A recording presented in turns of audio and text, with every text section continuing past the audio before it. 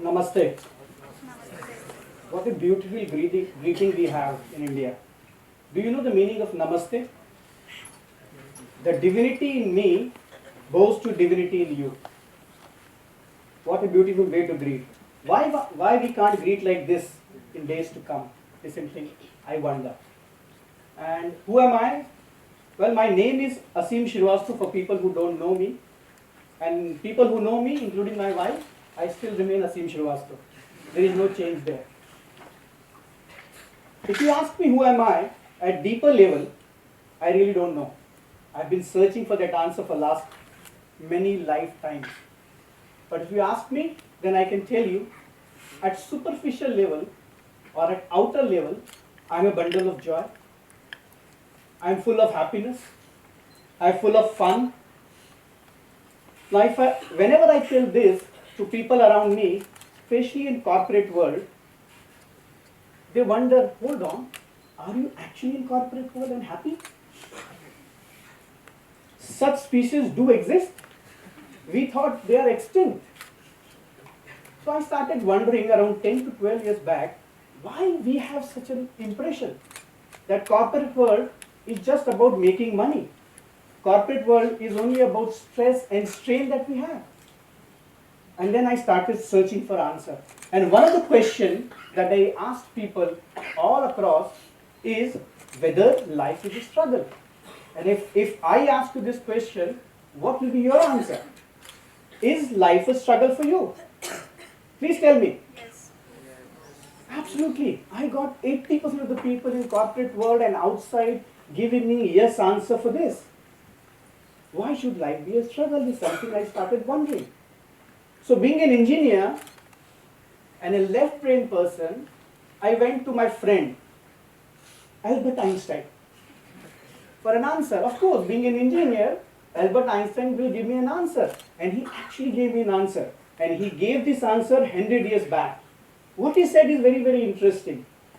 That actually, during the advent of science, we have forgotten our ability to use the right brain, which is the intuition, where the emotions are there. And we are very much obsessed with the left brain. The left brain, which is rational brain. And engineers are taught to be more rational.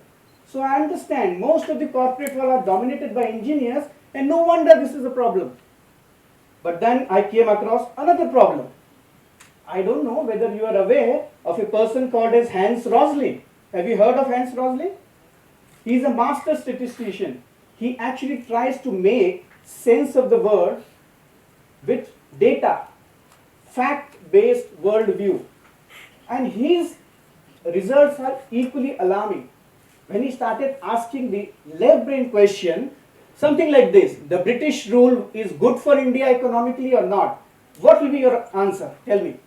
Was the British rule good for India economically or bad? Again, 80% of the people said it was good for India. 20% people said it is bad for India. But if you go to data, it is very, very clear. The 150 years, our GDP actually grew at the rate of only 0.1 to 0.2%. We actually became one of the poorest economy from one of the largest economy in the world. So what is the problem? Why is that in today's world, we are actually forgotten to use our left brain properly and the right brain properly? And that is a question I asked to many of the people. Now we are living in a world where we have lost our ability to use the left brain and the right brain. And why is that? And that is because of our beliefs. I think our beliefs and our perceptions are the foundation. If we change our beliefs, if I change our thoughts, rest everything falls in place. And what I did was, I started experimenting with this idea of changing the belief. I went to spirituality also. I learned about a lot of things in spiritual world where I found the answer. I also went to science, look for answer. And what I found is that there are certain fundamental beliefs that we need to change. One of the beliefs that I really worked on in my organization and my life is universal belief, which is called as survival of the fittest. Now when I ask this question to many students or corporate world, 80% of the people believe in this. If I ask you, do you believe in survival of the fittest? What will be your answer? Yes. Absolutely. And that's the problem. Our beliefs are based on certain fundamentals which may not be true. If you go to corporate world, what you will find is that because of this belief, we have mindset of crab. We call it kekra mentality in India. As you try to pull others down. Dog eat dog. We are not animals. We are human beings. So this fundamental belief was one of the root cause why we had a problem. I took a challenge of changing this belief not only within me but also in my organization, my family. And what I did is started looking deeper. As I started looking deeper, I found that everything is collaborating in the universe. The sun is collaborating with moon. The moon is collaborating with earth. Everything in earth is collaborating with each other. Jungle you go, everything is collaborating. Then why we have this belief of survival of the fittest? What is the root? And then I changed that belief. In my organization which I was running, as the CEO or the MD, I said, let us discard these beliefs right now. Instead of that, replace this with another belief. The belief that, which is little different, where we say that the fittest just survives. The collaborator excel. I call this ulta-pulta belief. And everything changed. My team started collaborating with each other. The performance improved. The employee engagement score soared. And the profits start coming in. We landed even some companies where the ROC was the maximum. Just by changing one fundamental belief, we could do so much of changes. Then I experimented with some other belief. The other belief of victimhood. The belief that we are victim of our genes or we are victim of something external to us. People and situation are responsible for my life. Again I said, don't go for this belief. You are not victim of your genes. You are not victim of people outside of you. You are the creator of your destiny. Believe in this. In fact, a lot of work has been done by people like Bruce Lipton now. And there is an article in Times recently, why your DNA isn't your destiny. So the fundamental belief on which we were brought in is challenged by science and spirituality both. And it is very exciting time. By changing this belief also, we could have tremendous result where people started taking responsibility. One of the main problems in organization is people do not take responsibility. They do not take ownership. And they always say somebody else is responsible for that. By changing this belief, we could actually achieve where people started changing this, taking responsibility. There are other smaller beliefs, which is based on Newton's theories, which had to be challenged. Newton's theories are right, but the belief which has come in humanity is that we are like machines, without emotions. That is not true, without consciousness. In fact, Einstein challenged this, and he said at quantum level, Newton theories do not work. And now, more exciting time is coming where Einstein himself is getting challenged with double slit experiment, if you have heard of, where it is getting proven that your consciousness has impact on matter, or your mind has impact on matter. Very, very exciting time for all of us, even for engineers. And this actually is merging of two different thoughts.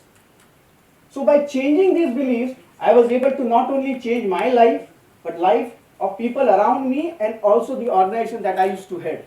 Now these were very, very different ways of working, and it took me a lot of time, almost 10 years to do that. Second thing is the cultural belief. So one is universal belief, second is cultural belief. In cultural belief, my way or highway is one belief that has caused more harm to the society than anything else. Now here, as you go deeper, you will find that small differences, like from North India and South India, or East and West, there are big divides because the belief is that my way is the right way and the other way is wrong. Now we change this belief to something very simple. No culture is right, no culture is wrong. Cultures are only different, that's all. And we need to respect every culture. Just to give you two examples. One of the example is some cultures, like the culture in the West, is very, very rule-centric, process-centric. East culture is relationship centric. No wonder, in our case, anything to do with rule is very, very chaotic, including traffic. And west you go, anything to do with relationship is chaotic, like relations, like marriages. We need to respect that and reconcile these dilemmas to come to common ground. Time is very, very linear for the west. For east it is very, very non-linear. For Indian, we do 4 things at a time and delay all 4. And that is the root cause, because our beliefs are very, very non-linear. So going deeper into this and changing them and respecting them, I could actually establish 3 Indian brands in global market in a very short duration of time by respecting those other culture. Thirds are the personal belief. Life is tough. Life is not fair. Life is a struggle. Why me? Stress management, as if stress is normal. Now these beliefs and other beliefs rooted on fear and greed created a lot of problems. What we did in our organization is we actually had one-to-one session with all senior management speaking about their beliefs, their fears, and changing them as fast as possible. As we changed their beliefs, everything fell in place like magic. So this is the power. So I understood that changing the belief, which is the foundation of life, we can change everything. But can we do something more? Is just changing belief the way forward, or something more can be done? Just to quote one funny incident at how some of the cultural belief can create problems. I was in a business of selling pumps, and in Middle East if you go, they cannot have, their pronunciation of pa is not proper. They say pa as ba. So imagine when I went there trying to sell pump, what happened. Now by understanding these small nuances, we could make that changes. So after Einstein, I said, can there be some one belief which is mother of all belief, which we can change? And the answer came from one great saint, Indian saint. What he has said is, the humanity has moved from stone age to agri age, from agri to industry. And he said 100 years back, from industry it will move to information, from information to knowledge, knowledge to wisdom. And if you see, that is what has happened. From industry, we have moved to IT age. From IT, now we are in knowledge era. But what I have understood, from knowledge to wisdom will happen very, very fast. And I have added something. From wisdom to oneness. Wisdom to oneness.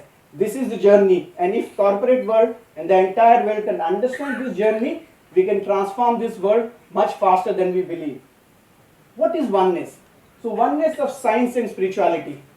Oneness of physics and metaphysics, where they complement each other rather than compete. Oneness of yin and yang. Oneness of Lakshmi and Narayan.